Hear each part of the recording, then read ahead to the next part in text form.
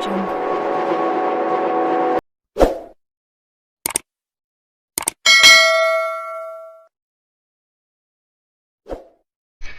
Hi guys, now today I came to give you an update of what has been happening to me. A lot of you are surprised.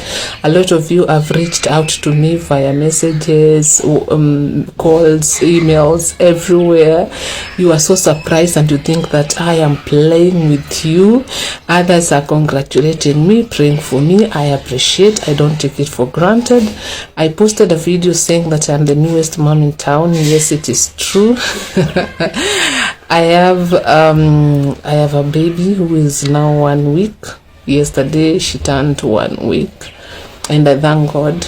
I don't take it for granted. It was tough. I almost lost it, but God decided to give me and my child a chance to live, which I don't take it for granted. It's by His grace, or maybe your prayer, someone that I touched live and they say the word, my prayers, sufficient grace of God. That is all what I can say. Now, me, I have 3 children now. This is my last born, my very last. And for the first and second, I gave birth normally. It was normal delivery. And when I went to my gyna, he told me that you're going to give birth normally, So I was supposed, my due date was 1st of April. From the scan I was having, and I was having scan every month. So on that fateful day, I woke up, did videos, posted. It was on 20th, so I read stories, I had a session, I attended, and when I finished, I started feeling some discomfort. It's not like labor pain, I started feeling some discomfort, and it went graduating. I started having fever, cough, all these kind of things. And by the time I was noticing it was serious, it was around 5:30. So I was home with my house help and my children. My husband was out for a meeting. So I called him and he said, can you drive to Coptic? Because he was thinking it was a normal disease, and it was late. My gyna do close at 5 p.m. Okay, so he said, can you drive to Coptic? And I was like, I cannot. It was intense.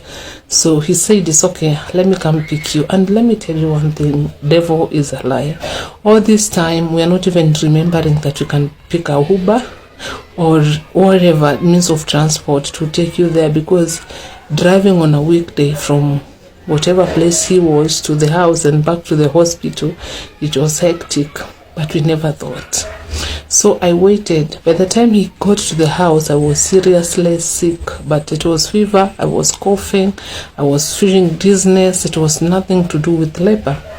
So we went to Coptic. The aim of going to Coptic was to get tested, and then the following day go for our normal clinic to the gyna.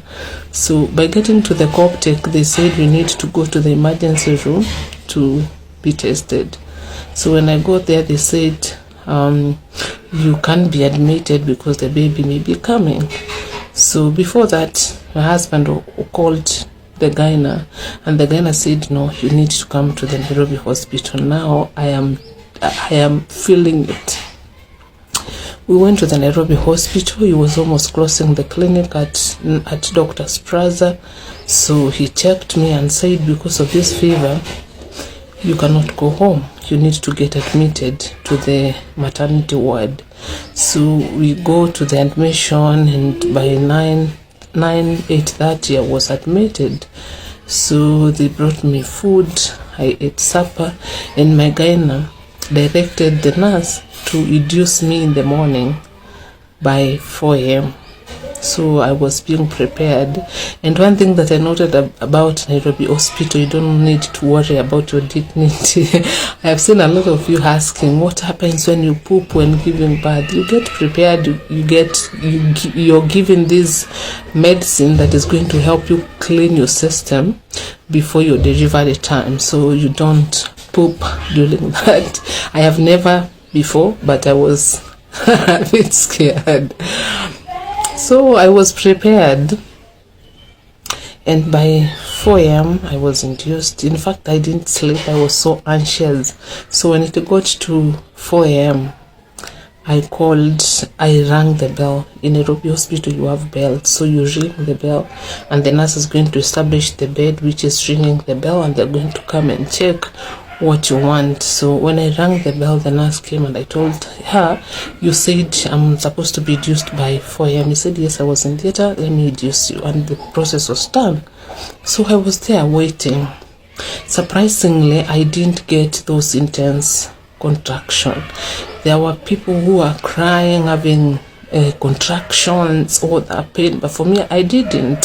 So I have never suffered during labor. For me, I do give birth like Hebrew women, and I thought, God, this is you again.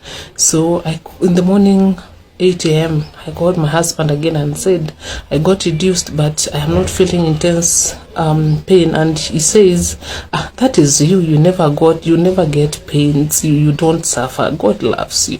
And we laughed about it, and we continued. So it's 8:30, and people are being served breakfast, And in Nairobi hospital, you can be tempted by food because you don't eat. You just choose what you want to eat. So you brought a menu and you choose everything you want to eat. So I chose my breakfast, and it was brought at around 8:39. By this time, I didn't know what was happening. I did not know that I was about to make a mistake of my life. I didn't know that this food could kill me. So the food is brought at 8:39, and my nurse is saying my gyna is coming to check on me. So this how they serve food to your bed. The food is brought: bacon, sausage, juice, baked beans, everything. And I was super hungry. So when the food was brought, I sat down ready to eat. And that is when my gyna came in and pushed the food away and said, let me check on you so that you can be able to be prepared. My gyna checking on me, the baby had pooped ile yenye kabisa. Mtoto alikuwa amepupuka tumbo. And you know what that means is you have to go to theater. And what that means is your stomach have to be empty. And remember, the food is there. When the gyna came, he pushed the food aside, and I had sat to eat. So he asked me, have you eaten? What time did you eat? He was so tensed. For the first time I saw my gyna tensed. He does not worry about nothing. Even the very first time I walked in for the first session, I remember I was suffering from severe stomachache. Another story I'm going to share. My gyna gives you hope, and I have never seen him worried. This is the very first time I see him worried, and he is asking me, have you eaten? That is the first question. I said, no, I ate last night. And he said, God has saved you. The food is there. I had sat down to eat. This is the very first miracle I see. Mimi hata sasa nikaanza kulia. Then he says, you need to go to theater. It's urgent, and now they're discussing with the nurse, and he is telling the nurse, this is bad, this is dangerous, she needs to go to theater. No one to sign for me. I signed, and the nurse said, if you're going to theater, then you need to call your family. My family members are so supportive, my sisters, my dad, but they are so weak, I couldn't tell them. So who do I tell? My husband again. And my gyna sent a text saying, we are going to theater. That is all that he said. So I was prepared, and before I know it, I was on my way to theater, very messy, and everything was everywhere. And the doctors are saying, we didn't even have, my gyna is telling the nurse, we didn't even have enough time to prepare. And now I'm being taken to theater, not knowing whether I'm going to come out or not, doctors are running. And during this, I had a conversation, my gynae saying there is a lady who was supposed to be taken to theater because she has high blood pressure, but she can wait. So I was thinking, if this one with blood pressure can wait, how bad is my situation? I cried.